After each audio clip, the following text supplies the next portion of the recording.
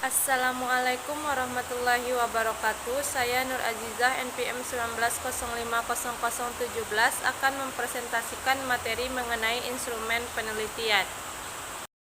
Poin yang pertama, pengertian instrumen penelitian. Instrumen penelitian merupakan alat yang digunakan untuk mendapatkan dan mengumpulkan data penelitian sebagai langkah untuk menemukan hasil atau kesimpulan dari penelitian dengan tidak meninggalkan kriteria pembuatan instrumen yang baik. Jenis-jenis penelitian: yang pertama ada instrumen tes, yang kedua ada angket dan kuesioner, yang ketiga ada interview atau wawancara, yang keempat ada observasi atau pengamatan, yang kelima dokumentasi, dan yang keenam itu catatan lapangan. Jenis penelitian yang pertama kita bahas adalah instrumen tes.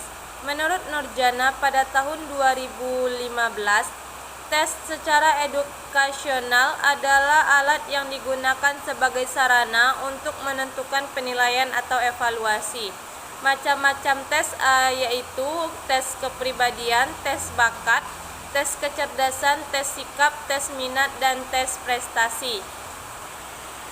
Prosedur yang ditempuh dalam menyusun atau mengembangkan tes kemampuan dalam rangka penelitian pada dasarnya adalah: yang pertama, menetapkan aspek yang diukur, yang kedua, pendeskripsian aspek yang diukur, yang ketiga, pemilihan bentuk, yang keempat, penyusunan butir soal, yang kelima, pelaksanaan uji coba, yang keenam, analisis hasil uji coba, yang ketujuh, seleksi, penyempurnaan, dan penataan butir soal, dan terakhir adalah pencetakan tes. Jenis yang kedua ada angket atau kuesioner.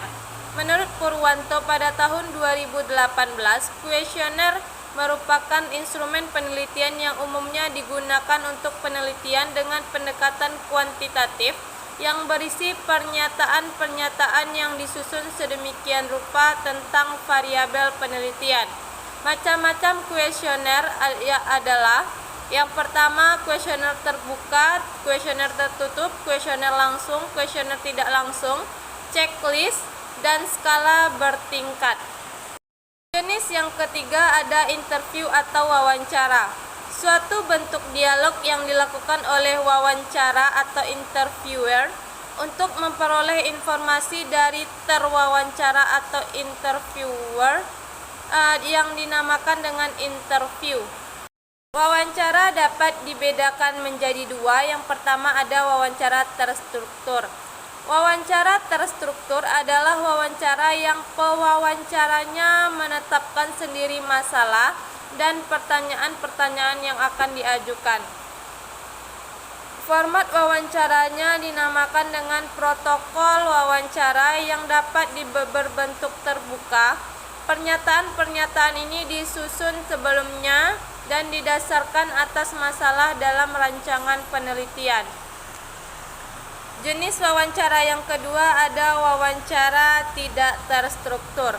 Wawancara tak terstruktur digunakan untuk menemukan informasi yang bukan baku atau informasi tunggal. Hasil wawancara menekankan perkecualian, penyimpangan, penafsiran yang tidak lazim, penafsiran kembali, pendekatan baru, pandangan ahli, atau perspektif tunggal. Yang keempat ada observasi atau pengamatan. Observasi adalah sebuah penelitian diartikan sebagai pemusatan perhatian terhadap suatu objek dengan melibatkan seluruh indera untuk mendapatkan data.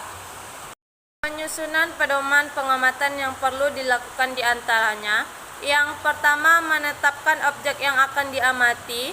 Yang kedua, merumuskan definisi mengenai objek yang akan diamati. Yang ketiga, membuat deskripsi tentang objek yang akan diamati.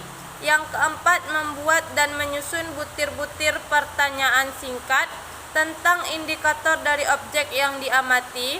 Yang kelima, melakukan uji coba. Dan yang keenam, menyempurnakan dan menata butir-butir pertanyaan ke dalam satu kesatuan yang utuh dan sistematis.